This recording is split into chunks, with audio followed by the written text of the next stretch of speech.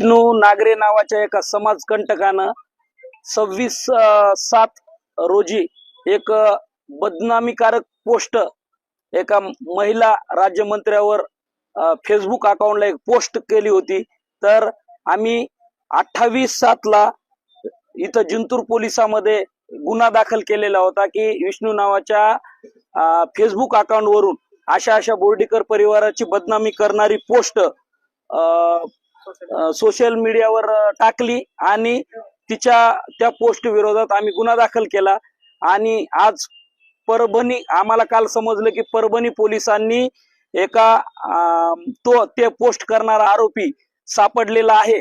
त्या अनुषंगानं आम्ही सर्व बोर्डीतील कुटुंबातील आम्ही सर्व मुले आज कुटुंबातील एक बदनामीकारक पोस्ट करणारा आरोपी सापडला म्हणून आम्ही आज पोलीस स्टेशनला आलेलो आहोत।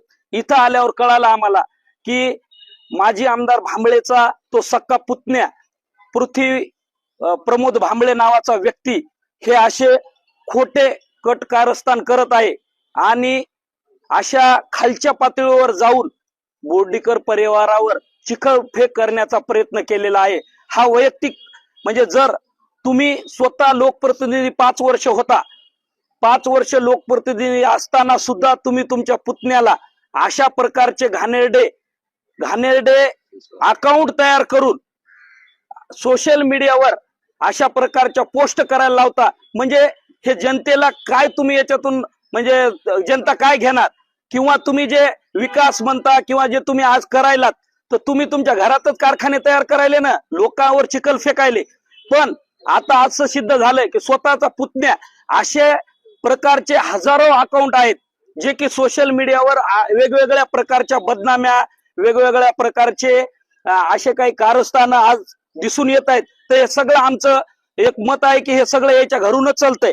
आणि बरं दुसरं एक विशेष गोष्ट की वंजारी समाज बांधव हा जिंतूर तालुक्यामध्ये सर्वात जास्त आहे। या बहादरानं वंजारी समाजाच्या नावानं विष्णू नागरे आडनाव वंजारी समाजाचं लावलं, त्या नावानं फेक आयडी तयार केली आणि 2 समाजामध्ये हा कितीतरी वर्षापासून हे अशा प्रकारचं अकाउंट चालतं। असे अकाउंट चालवणारे भरपूर अकाउंट आहेत, माझ्याकडे पूर्ण पुरावे आहेत।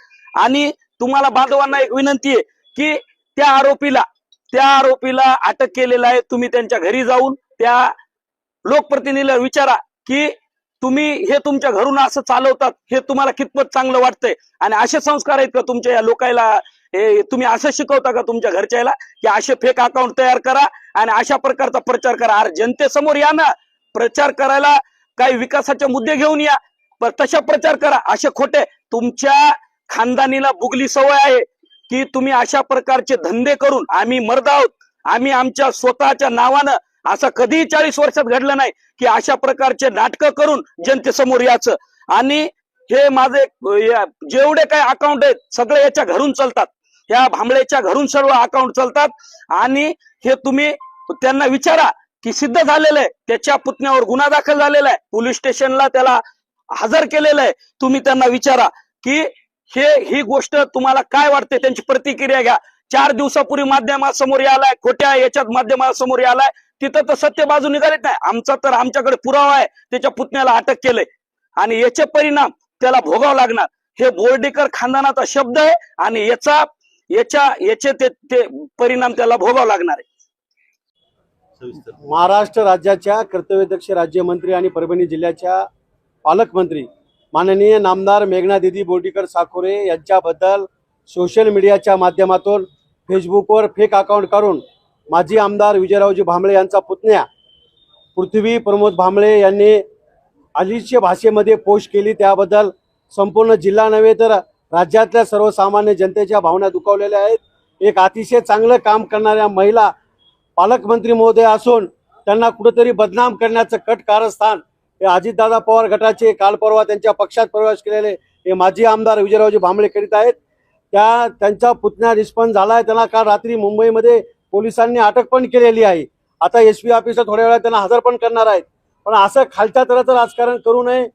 राजकारण हा विचाराची देवाणघेवाण लढावी असावी, पण एवढ्या खालच्या पडताळावर जाऊन यासाठी आम्ही आज एसपी साहेबाला भेटून निवेदन देऊन एसपी साहेबांमार्फत मुख्यमंत्री आणि गृहमंत्री महोदयांना निवेदन दिले की कठोरातली कठोर कारवाई त्याच्यावर झाली पाहिजे.